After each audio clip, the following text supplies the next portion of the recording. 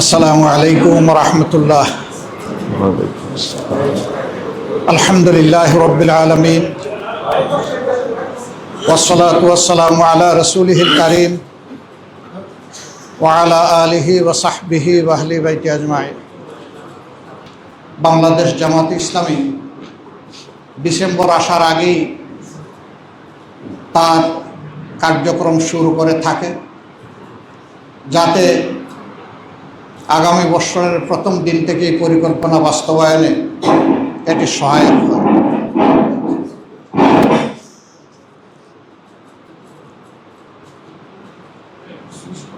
এবছরও অনুরূপভাবেই সেশন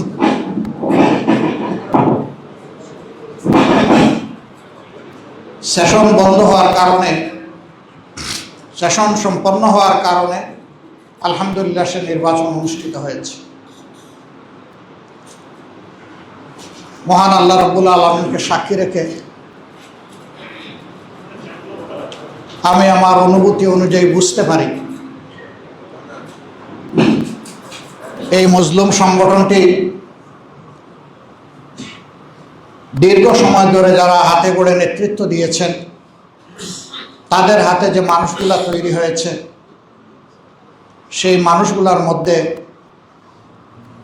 আমার চাইতে অনেক যোগ্যতা সম্পন্ন, দক্ষ এবং অভিজ্ঞ সহকর্মী রয়েছে। তারপরে আমি জানি না আল্লাহর ইচ্ছা সম্মানিত সদস্যবৃন্দ কেন আমাকে তাদের এই আমানতের ভার দিয়েছেন। আল্লাহ তাআলা ভালো জানেন।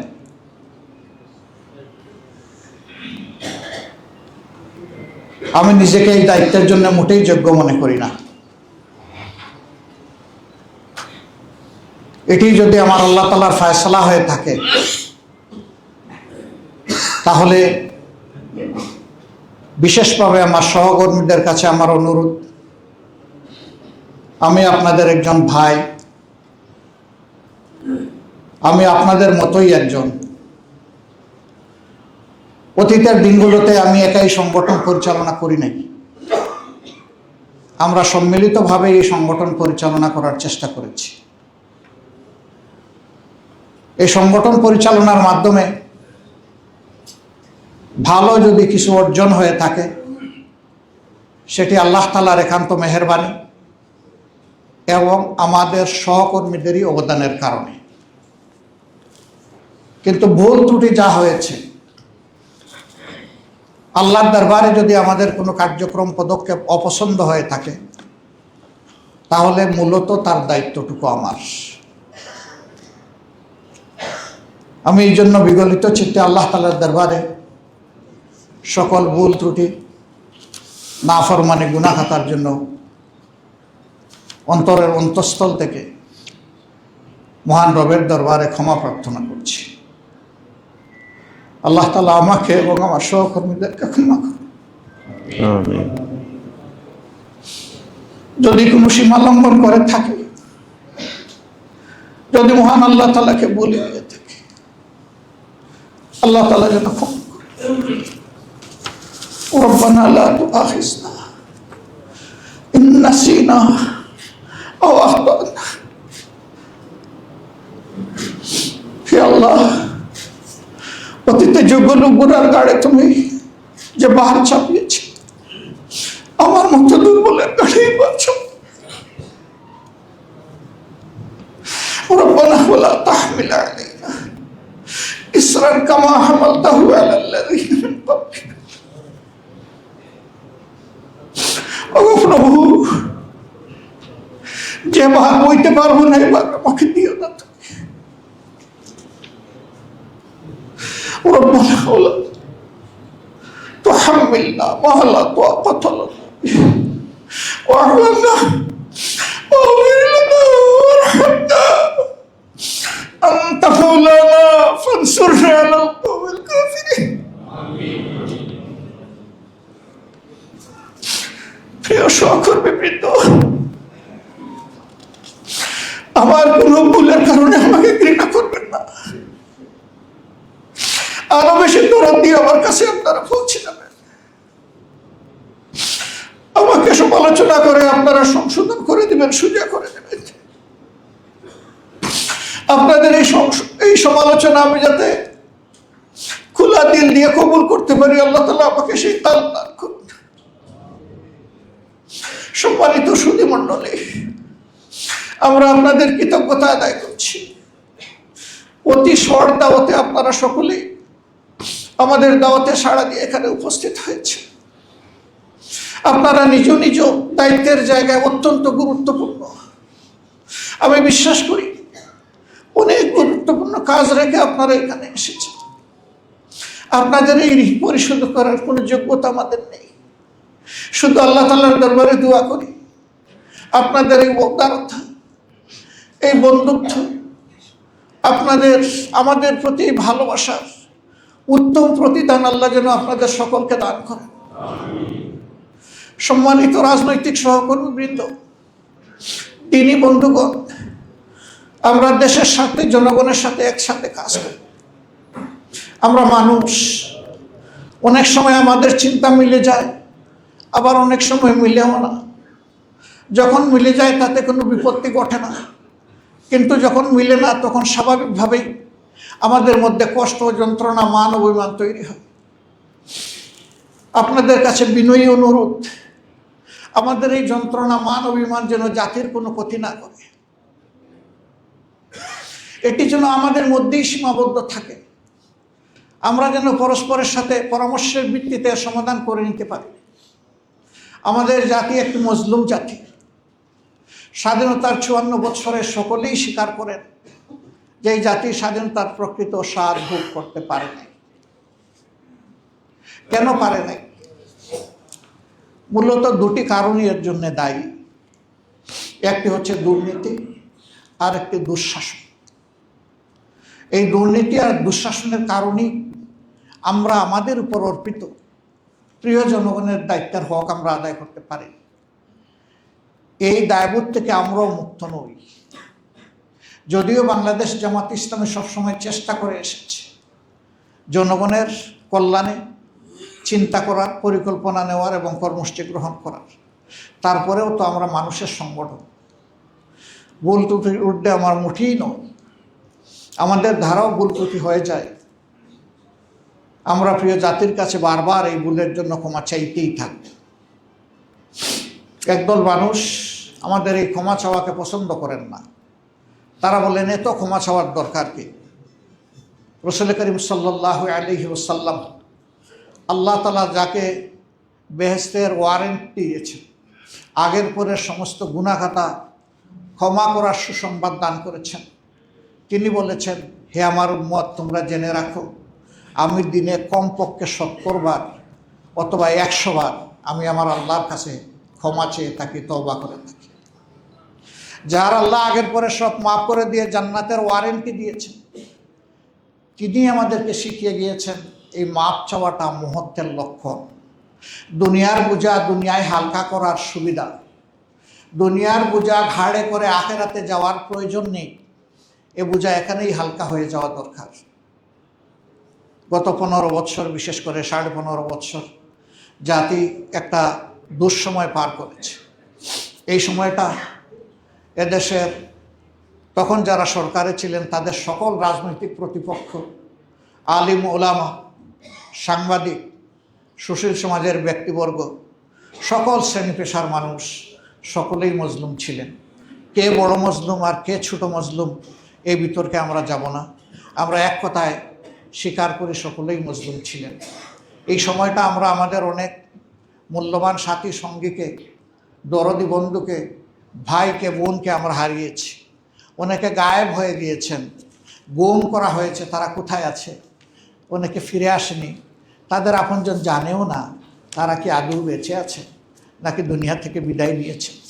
যদি তারা বিদায় নিয়ে থাকেন, তাদের কবরটি কোথায়? তারা আজও সেই কষ্ট, যন্ত্রণা, সে পাথর মুখে বেঁধে তারা ঘুরে বেড়াচ্ছে। লক্ষ লক্ষ মামলা, লক্ষ লক্ষ মানুষকে দফায় দফায় জেলে যেতে হয়েছে। এখানে যতগুলো মুখ দেখতে পাচ্ছি তার মধ্যে অনেকেই বারবার জেলে গিয়েছে। জেল ছিল আমাদের আসলে কেউ বলে দ্বিতীয় বাসস্থান, আমি বলি প্রথম বাসস্থান। এরকম অবস্থা হয়ে গিয়েছিল। বারবার ধরে নেওয়া হয়েছে, দীর্ঘক্ষণ আমাদেরকে আটকে রাখা হয়েছে। আমাদের বিরুদ্ধে সত্যিকারের কোনো অভিযোগ ছিল না, অভিযোগ একটাই যে আমরা অন্যায়ের বিরুদ্ধে প্রতিবাদ করতাম। কিন্তু সেই প্রতিবাদটা আমরা স্বস্তির সাথে করতে পারি। আমাদের উপর নানাবিধ অপশাসন, কালো আইন চাপিয়ে দেওয়া হয়েছিল, হুকুম চাপিয়ে দেওয়া হয়েছিল। স্বৈরাচারের অনুমতি নিয়ে স্বৈরাচারের বিরুদ্ধে প্রতিবাদ করতে হবে, কি আহাম্মকি ব্যাপার। কেউ কেউ তা করেছেন, আমরা তার পরোয়া করিনি।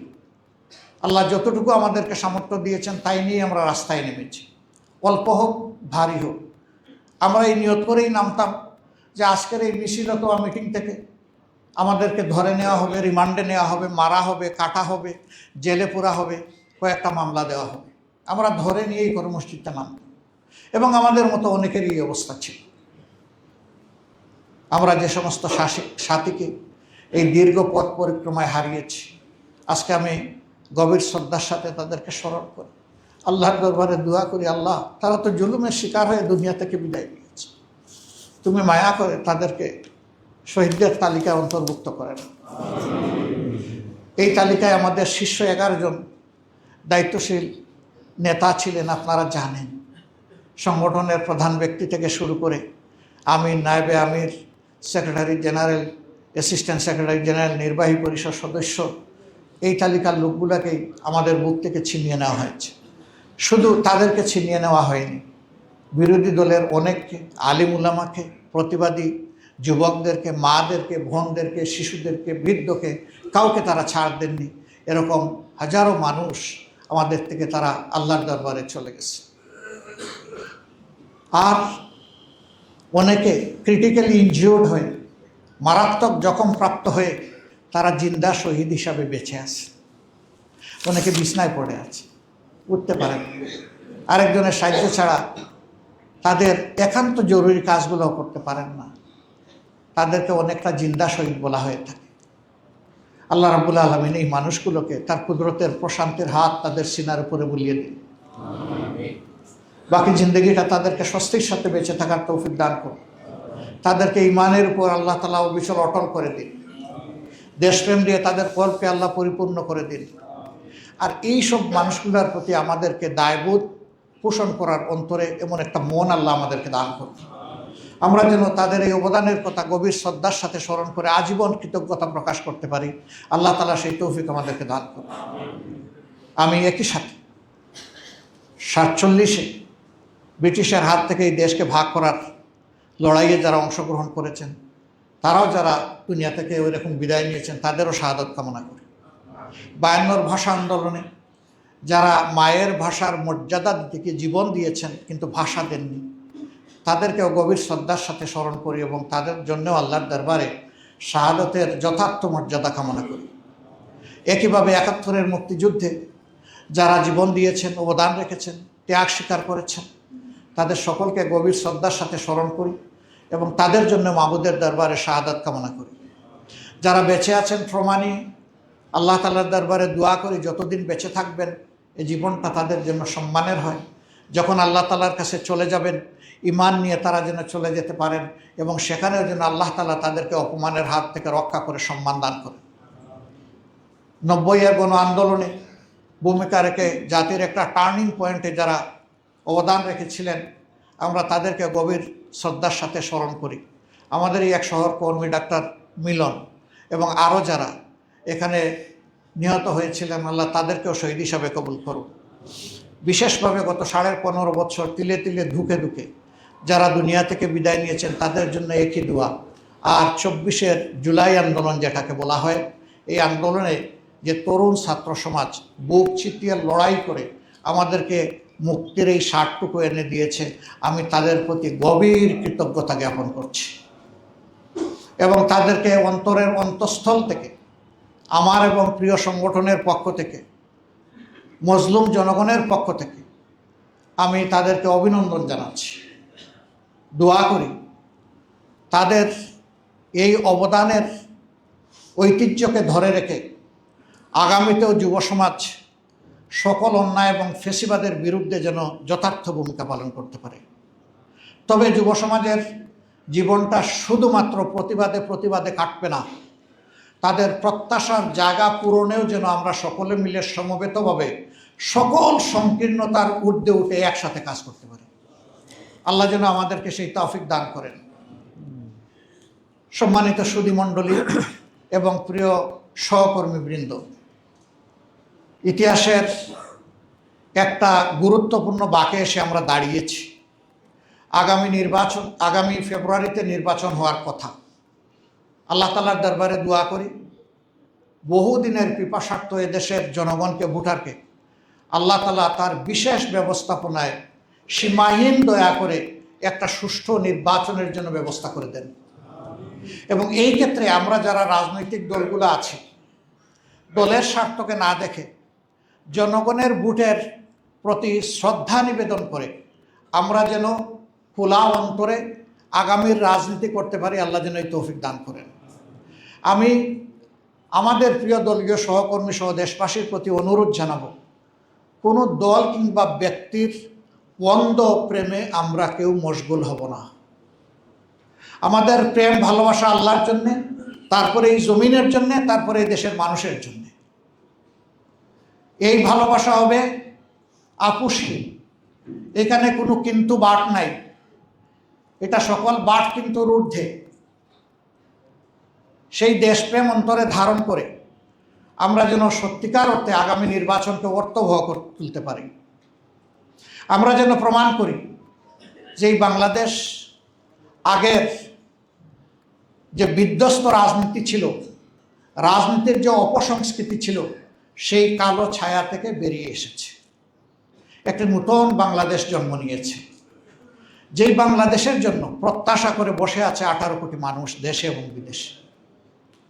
আজকের এই মুহূর্তে আমরা আমাদের সমস্ত প্রবাসী ভাই বোনদেরকে বিশেষভাবে স্মরণ করছি।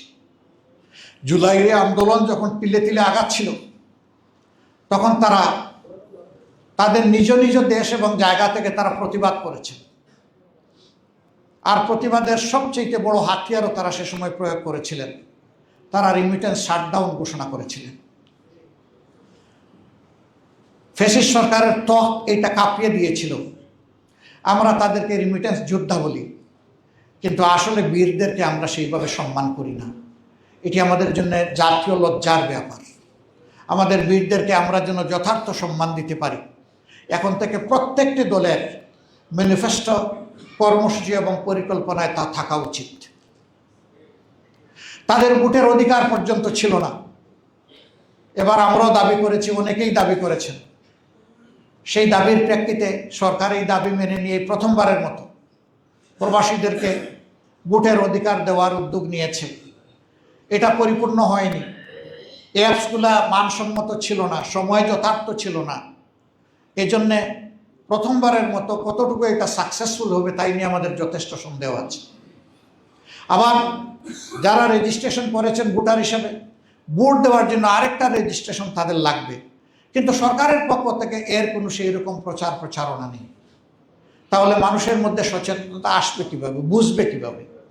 আমরা দাবি জানাই নির্বাচন কমিশন এই ব্যাপারের জন্য যথাযথ উদ্যোগ গ্রহণ করে, যাতে সত্যিকার অর্থেই তাদের অধিকারটা তাদের হাতে আমরা তুলে দিতে পারি। আমরা তাদের প্রতি গভীর শ্রদ্ধা জ্ঞাপন করছি।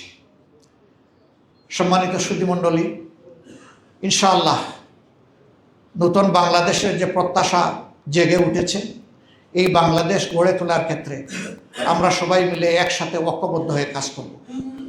এখানে কোনো রাজনৈতিক বিভাজন আর মেজরিটি এবং মাইনরিটির কোনো সংঘাত আমরা আর দেখতে চাই না। উন্নত দেশগুলোতে মেজরিটি মাইনরিটি বলে কিছু নাই। তারা ইউনাইটেড নেশন, ঐক্যবদ্ধ জাতি। আমাদের মধ্যে পরিকল্পিতভাবে এটি সৃষ্টি করা হয়েছে যাতে জাতিকে মুখোমুখি করে রাখা যায়। আমরা এটা মানি না, এটা মানতে চাই না। বাংলাদেশের সীমানার ভিতরে, আসমানের নিচে যারাই জন্মগ্রহণ করবেন, যারাই বসবাস করবেন, যারাই এদেশের নাগরিক, আমাদের সংবিধান তাদের সকলকে তাদের সমান অধিকার নিশ্চিত করবে ইনশাআল্লাহ। আমরা এখানে ওই ধরনের কোনো বিভাজন আর মেনে নেব না। এর ভিত্তিতে আমরা আর কোনো সংঘর্ষে জড়ানোর এই নাটক কাউকে করতে দেব না। আমরা সবাই সতর্ক থাকব। আমরা সবাই মিলেমিশে প্রিয় দেশকে আমরা গড়ব ইনশাআল্লাহ। আল্লাহ তাআলা আমাদেরকে তৌফিক দান করুন। আমি সম্মানিত সুধীমণ্ডলী, রাজনৈতিক সম্মানিত শীর্ষ নেতৃবৃন্দ যারা এসেছেন, তাদেরকে আরেকবার অন্তরের অন্তঃস্থল থেকে গভীর কৃতজ্ঞতা এবং ধন্যবাদ জ্ঞাপন করছি এবং দোয়া করি আগামীর দিনগুলোতে আজকের এই সৌহার্দ্যমূলক পরিবেশটা আমরা অক্ষুণ্ণ রেখে এই জাতিকে যেন আমরা গড়ে তুলতে পারি। আল্লাহ আমাদের সহায় হন। আসসালামু আলাইকুম ওয়া রাহমাতুল্লাহি ওয়া বারাকাতুহু।